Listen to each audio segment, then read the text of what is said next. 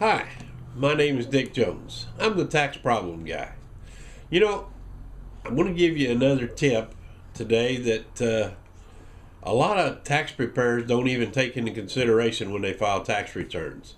Let's say that you're behind with filing your tax returns and you're married. And let's say the wife doesn't work or works very little.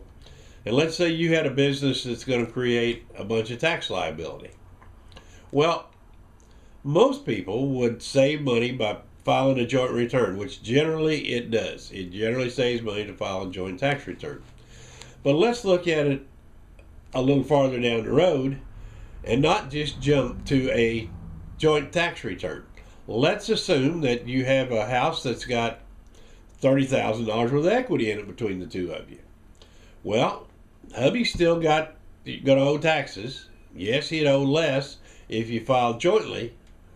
But if you have a tax problem and IRS files a lien on the house, or maybe you even get farther behind and you have to have that house foreclosed on, you can't pay IRS. What happens? If you file a married filing separate return with just hubby on that return and not the wife, then they're only subject to half of that property, and you have created a problem for the IRS to solve. Oh, not only that, if you have a joint bank account, then they can only get what's in half of that bank account. You need to look farther down the road if you're behind with filing taxes and you're going to create a tax liability that you can't pay. Don't just jump up and say, we're going to file a joint return. Yeah, it'll probably save you $500 to $1,000 by filing a joint return.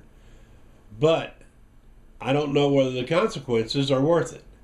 Let's say the wife's got a checking account in her name and the husband's not on it. There's no way that they can get her bank account. But if you file a joint return and they come after it and levy the bank account, guess what? They can get hers and they can get his. So a little tax planning on how you file your taxes, especially if you're behind and have a tax liability that's going to be created, you need to do some tax planning. So if you need further tips, go to taxproblemguide.com on the net. Thank you.